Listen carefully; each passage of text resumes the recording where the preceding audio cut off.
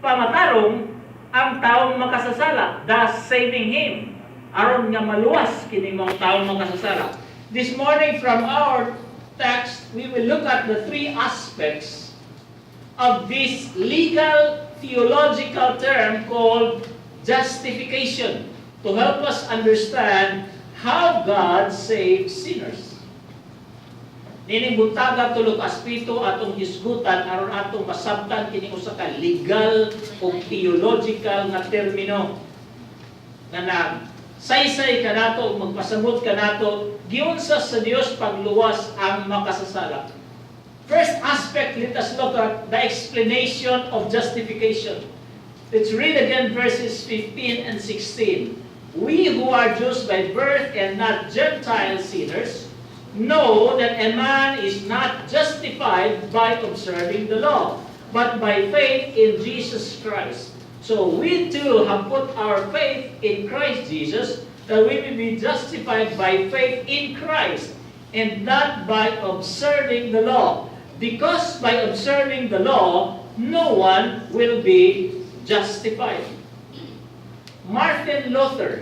Si Martin Luther called justification the chief doctrine, pinaka-labang na doktrina of the Christian faith.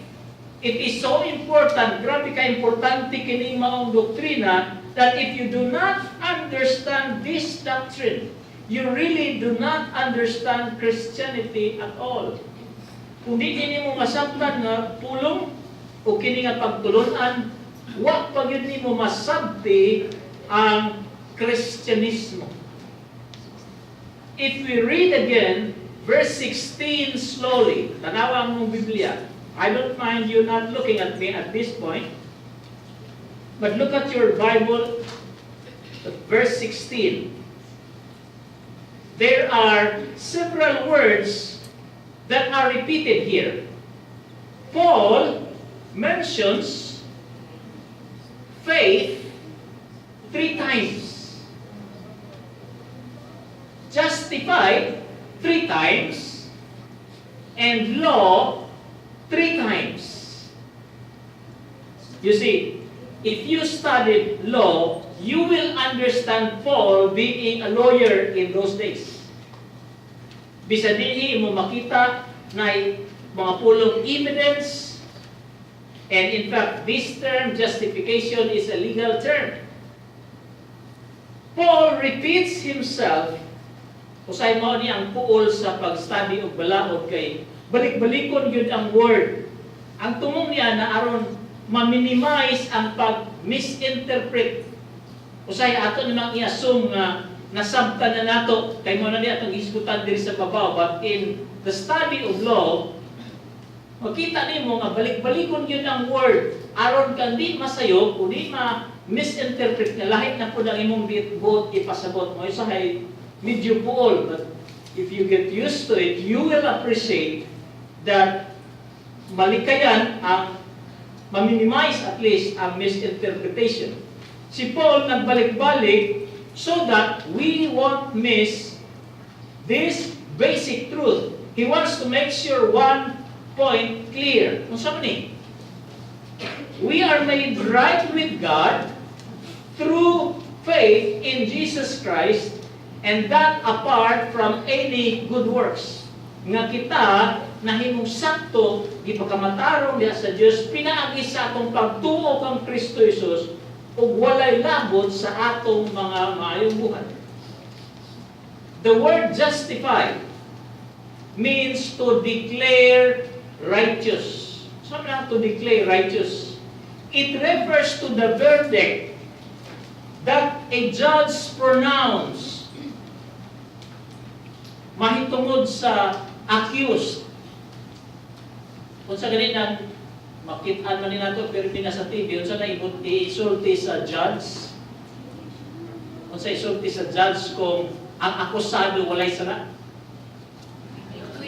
Acquitted. This is the verdict that the judge would declare the accused acquitted. Kung sa may buot ipasabot kung moingon ang judge nga acquitted ang akusado. It means the accused is not guilty. He is innocent of all charges, and whose record, ang iyang record is clean in the eyes of the law. Bisag kadaghan pa, in fact, bisag tinuod pa ang krimen nga iyang nabuhat, sumala sa pag-akusar. Pero kung dili mapruibahan, that's the problem with human law or human prosecution. Kay naay masayop. Bisan pa, but if the judge declares the accused to be acquitted, not guilty, his record, everything of the accusation is clean. Samarang wala pagyoy na wala pa'y krimen na nabuhat aning tawhana. To be justified is the opposite of being condemned. Kaning pagpamatarong, pagdeklarar na matarong, walay sala, mo ni ang kaatbang sa pagdeklarar na sad-an o gikondina ka.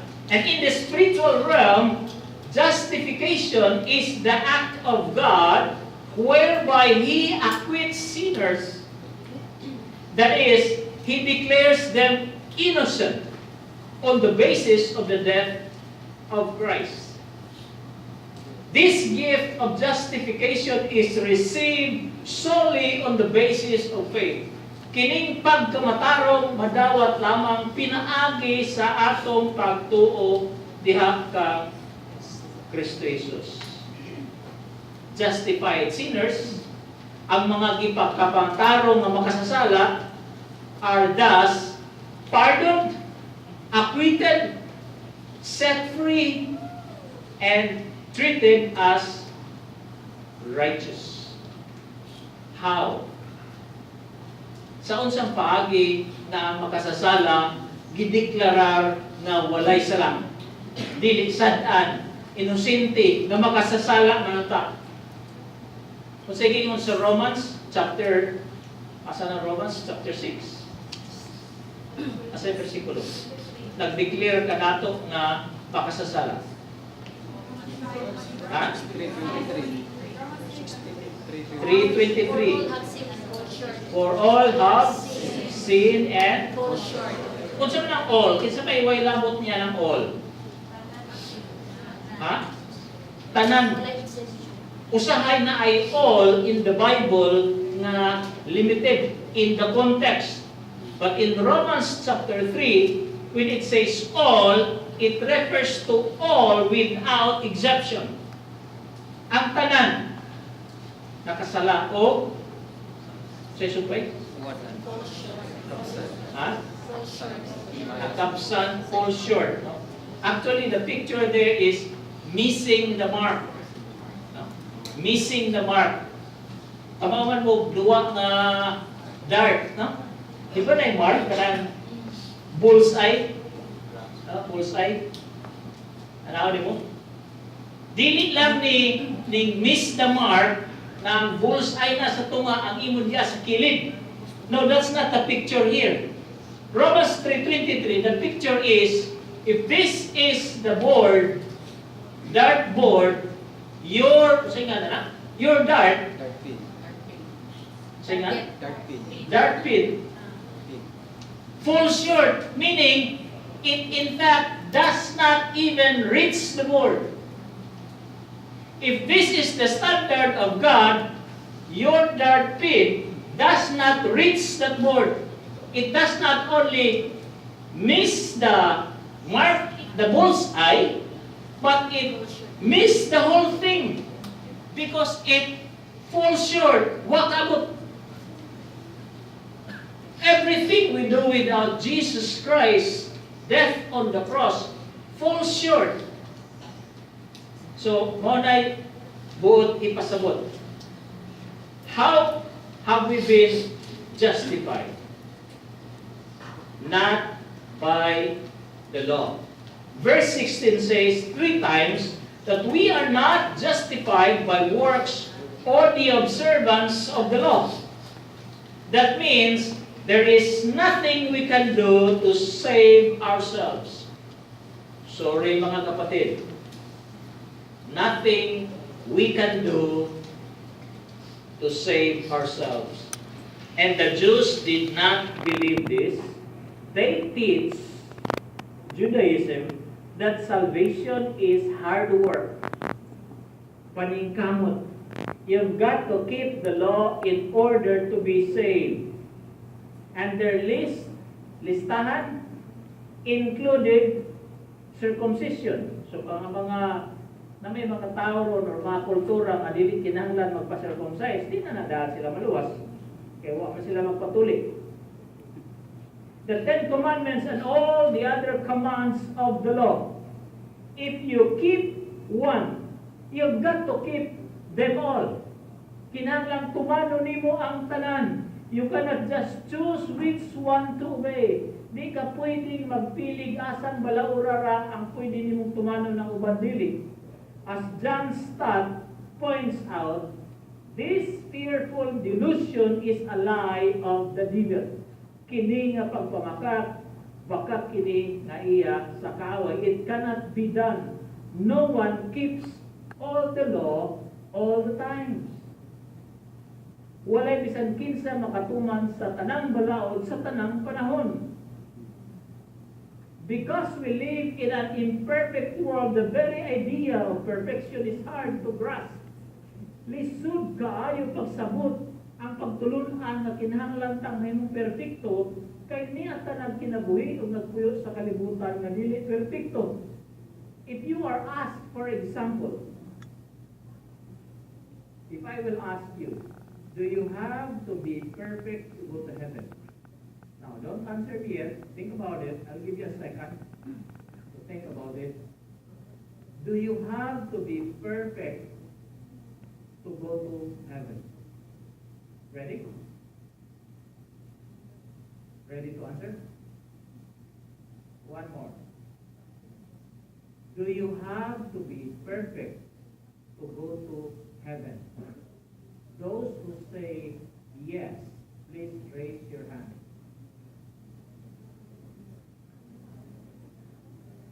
Thank you. Those who say no, please raise your hand. Thank you. Those who's not sure, don't raise your hand. You see, most of you answered, no, you don't have to be perfect to go to heaven. And most people will answer no. But brothers and sisters, I'm sorry to tell you, no. I'm glad to tell you that the answer is yes. The answer is yes. God is perfect and He will not allow imperfect people to join Him in heaven. This means that we are left with only two options if we want to go to heaven. God is perfect, I will repeat, and He does not want anyone who is not perfect to join Him. Malawgaw dito ang langit kung na dili perfect musabol. You understand now? So we have two choices left if we want to go to heaven. Would you like to go to heaven? No, let's not everybody. Only kung sanay. Why kung sanay? Who wants to go to heaven? I mean, seriously and honestly, who wants to go to heaven? Raise your hand.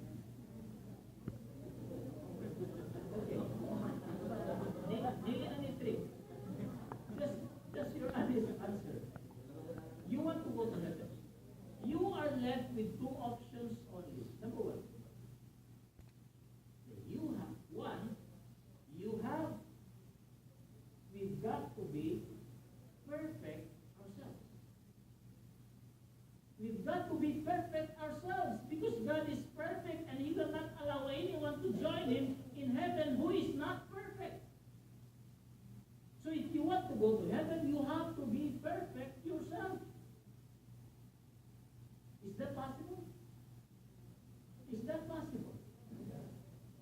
don't know with you. For me, it's not. I've been a pastor for many years, never mind the number of years. Just look at the remaining hair and the white hair. Manang pwede nyo lang pamukan pag di klaro ang puti. But there's a second option. There's a second option. We've got to find someone who can be perfect in our place. Which one do you like? You've got to be perfect yourself, or you have to find someone who can be